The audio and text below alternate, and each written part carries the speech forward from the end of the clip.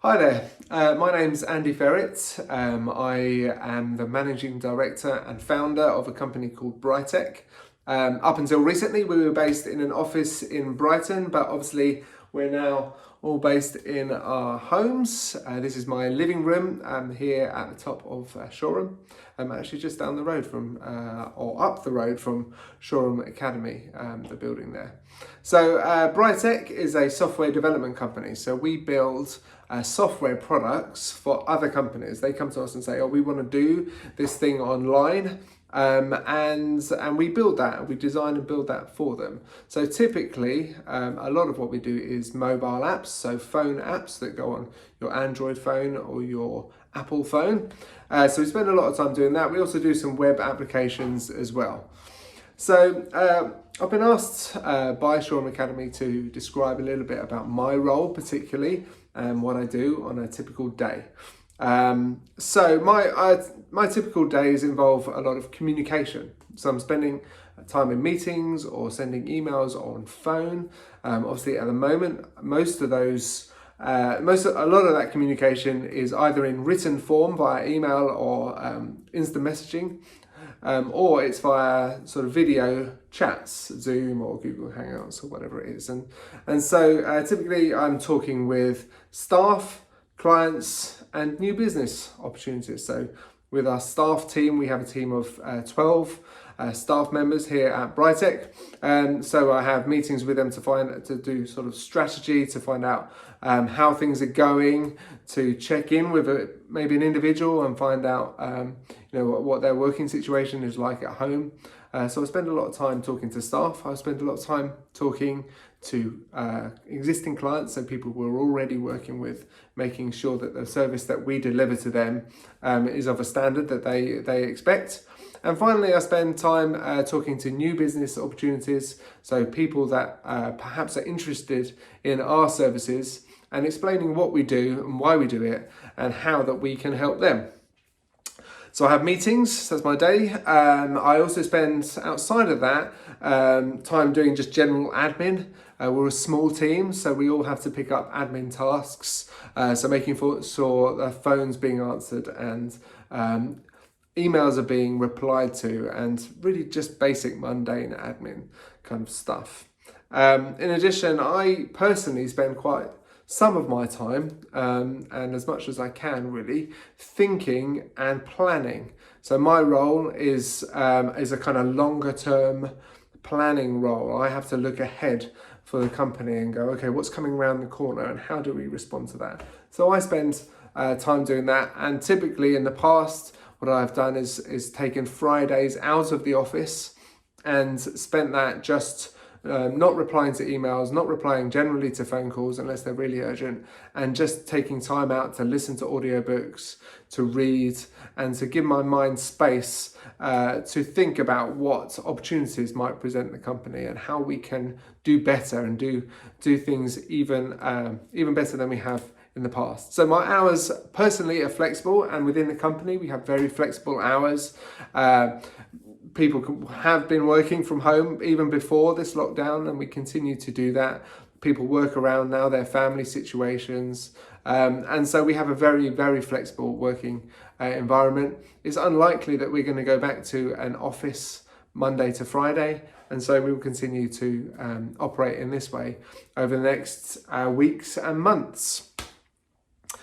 So what is the top skill that I use in my role? Well, it's not on the list that has actually been presented to me by Shoreham Academy, but probably the thing that I would say that I use the most is empathy. Now, empathy is described as the ability to understand and share the feelings of another person.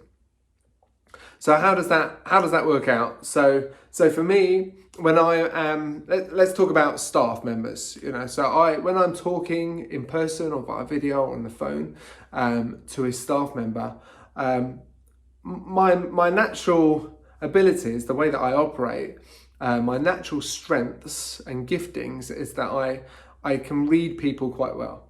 And that becomes really important when I'm talking to staff, because if they're having a bad day, I can kind of pick up on that and maybe find out a bit more about it and try and understand, is there anything that we as a company can do to help in that situation. The same would be true of clients, but also of new business opportunities. So I'm trying to read the person on the other end of the phone or the video call, and try and understand, okay, what is this person really after? You know, they're saying this, they want this one thing over here, but actually I think they really want this thing over here. And so empathy is a really important strength, a really important kind of attribute to try and develop if you're looking to get into business and into management, which I suppose is what my role is about.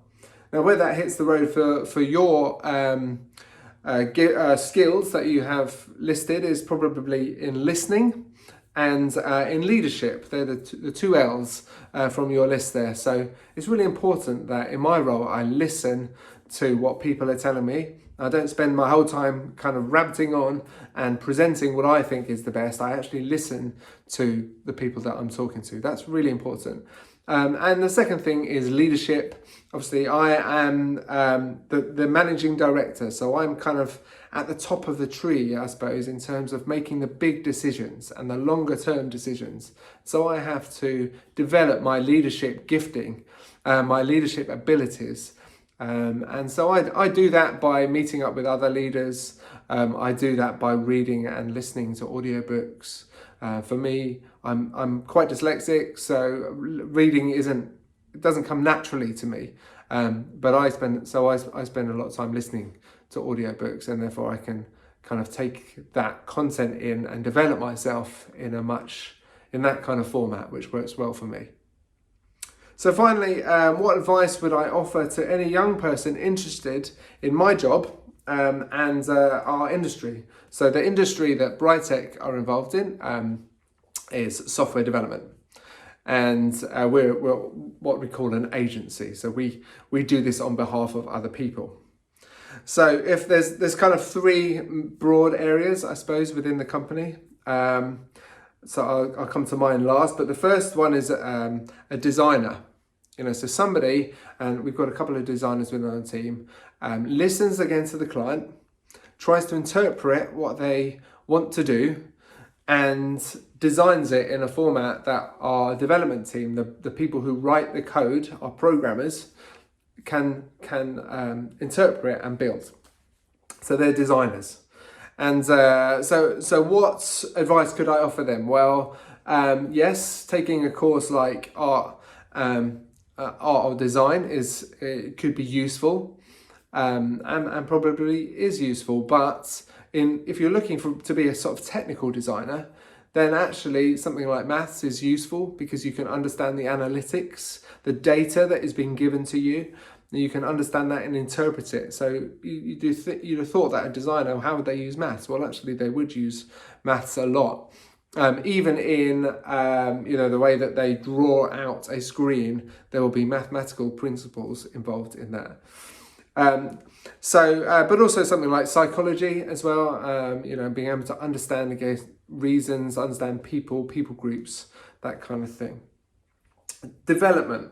So this we have. I think we have 8 developers in our company. It's the biggest area, biggest team within our overall team. And so they're the programmers. They write the code that becomes the software application. And again, maths. It's so critical. It underpins all of that. Some of our developers don't have typical sort of degrees in computer science or something like that. But a number of them have got degrees in maths. And it's all about maths. And so I'd really just encourage you, if you're interested in software, to get stuck into understanding maths, understanding what that brings to you and what can do for you in software. Obviously doing software yourself and kind of pursuing IT courses and those kind of things are also important, but underpinning that is always maths. So finally, my role is in management. It's running the company. It is managing teams, helping manage projects.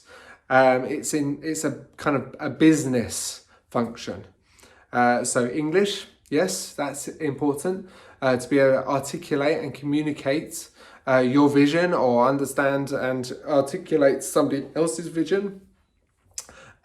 Maths, again, is important. I spend a lot of time in spreadsheets trying to unpick and understand how time is being used, where money is being spent, finances, all that comes under my role as managing director. And finally, probably an area that I would have, if I was going back to my academic kind of career, I would try and take some sort of business course. My knowledge of general business, it's not great. I picked up quite a lot through the time of doing this. But I would like to even maybe now go back and get a sort of some more understanding of business and how shares work, how finances fit together. Just the nuts and bolts of business is really important if you want to run your own business like I do myself, and that's certainly an area that I would like to improve in. So I hope that's helpful.